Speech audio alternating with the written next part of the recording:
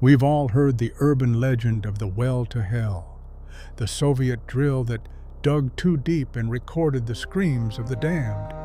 But that was a cover story, a myth created by the KGB to hide something much worse.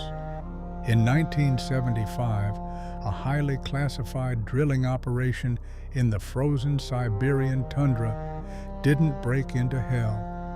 At a depth of 12 kilometers, the drill bit broke through the crust and dropped into a massive, perfectly spherical void. When they lowered specialized thermal microphones into the dark, they didn't hear screams.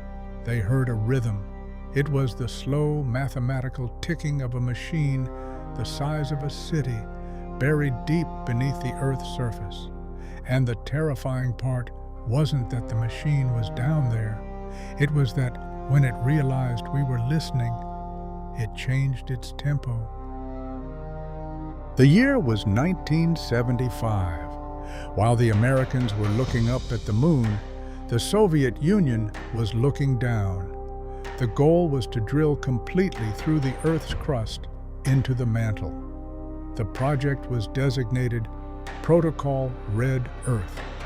The facility was built in one of the most isolated regions of Siberia.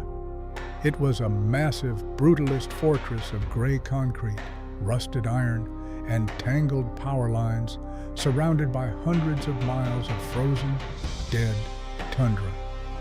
During the long winter months, temperatures dropped to -50 degrees.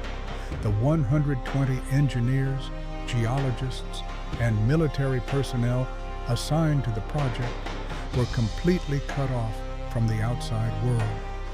The heart of the facility was the drill tower, a monstrous structure that deafened the crew with a constant bone-rattling roar. For 3 years, they ground through solid granite. The pressure and heat at that depth were unimaginable. They were replacing melted tungsten drill bits daily.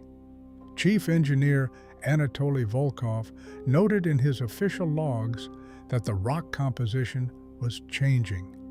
It was becoming unnaturally dense. By November 12th, they reached a depth of 12,262 meters. Then, the impossible happened. The massive drill string, weighing hundreds of tons, suddenly dropped. It didn't hit harder rock. It fell into empty space. The pressure gauges flatlined. The drill was spinning freely in a void. Volkov ordered the drill to be pulled up. When the bit finally reached the surface, the hardened tungsten wasn't just melted. It was sheared off perfectly smooth, as if cut by an immense, precise laser. To find out what was down there, they attached a heavy, lead-shielded thermal microphone to the cable and lowered it back into the 12-kilometer abyss. The acoustics room of the Red Earth facility was a cramped concrete bunker, lit by flickering fluorescent tubes and filled with reel-to-reel tape recorders. When the microphone passed the 12-kilometer mark, Volkov and his team put on their heavy headphones, expecting to hear the chaotic, rushing sound of subterranean magma or tectonic shifts. Instead, the tape captured a sound that made the blood freeze in their veins. It was a deep, metallic, resonant thud, followed by exactly 3 seconds of silence. Then another thud. It was a perfect, unchanging mathematical rhythm. The acoustic signature wasn't geological, it was mechanical. Something unimaginably massive was operating down there. For a week, the tape recorders ran 24 hours a day. The rhythm never sped up. It never slowed down. It was a metronome of the apocalypse. But the true horror didn't start in the borehole. It started in the minds of the crew. The human brain is an advanced pattern recognition machine. When subjected to a perfect, unbroken rhythm for too long, the brain tries to sync with it. Because the facility's intercom system was hardwired into the acoustics lab, The low-frequency thud faintly echoed through the concrete walls of the entire base. Sleep became impossible. The crew started to exhibit symptoms of severe collective psychosis. Men stopped speaking in normal sentences. Their words became clipped, timed perfectly to the 3-second intervals of the machine. Volkov noted in his diary that the facility felt different. He wrote, "The concrete corridors seem longer. The angles of the walls are wrong. I dropped a bolt yesterday, and it didn't fall straight down. It curved toward the borehole." The machine wasn't just ticking. It was generating a localized gravitational and electromagnetic field, and it was slowly pulling the facility and everyone inside it into its rhythm. The isolation of the Siberian winter meant no one could escape. By December, the Red Earth facility was a madhouse ruled by mathematics. The guards stopped patrolling. Instead, they stood perfectly still in the freezing courtyard, blinking in unison every 3 seconds. The cooks stopped preparing food. The engineers stopped maintaining the generators. The only thing that mattered was the rhythm. Volkov, desperately trying to hold on to his sanity, barricaded himself in his office. He realized the terrifying truth. The machine hadn't been activated by their drill. It had always been awake. But the open borehole was acting like an acoustic chimney, allowing its frequency to rewrite the surface. The architecture of the brutalist base was physically changing. Heavy steel doors no longer fit into their frames. The concrete floors were subtly sloping downward, spiraling toward the central drill shaft. The facility was becoming an extension of the machine. On December 21st, the microphone feed recorded a change. The rhythm didn't speed up. It altered its composition. The heavy thud was now accompanied by a wet, scraping sound. Through the crackling intercom, Volkov heard the remaining crew members marching toward the main drill hall. They were moving with a perfect mechanical synchronization. He watched through the reinforced glass of the control booth as dozens of men and women surrounded the open abyss of the borehole.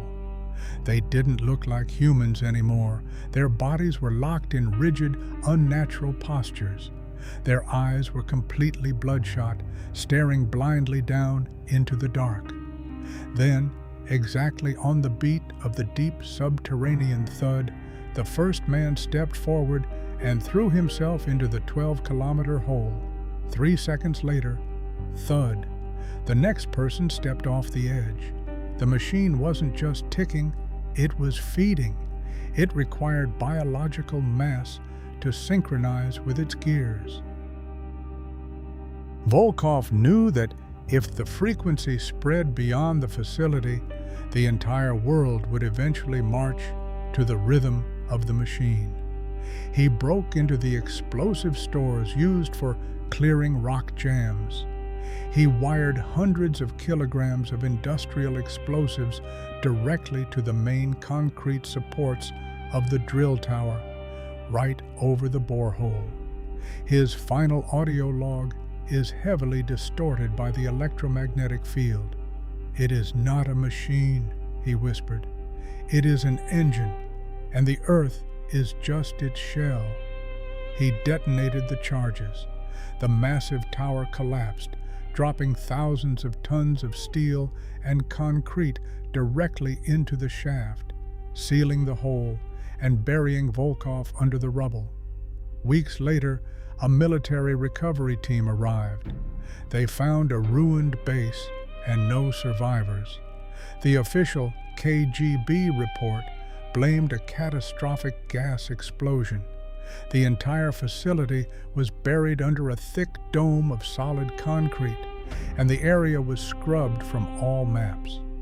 Today, the site looks like nothing more than a rusted metal cap in the middle of a frozen wasteland. But modern seismologists studying deep crustal movements in Siberia occasionally pick up a strange anomaly on their most sensitive equipment. A faint, deep, rhythmic vibration coming from 12 kilometers down. It's muffled by the concrete, but it's still there, still ticking, still waiting for someone to dig deep enough to hear the music clearly again. Now, I have a question for you. If you found a ticking machine the size of a city inside the Earth, would you want humanity to study it or bury it forever? Drop your answer in the comments below.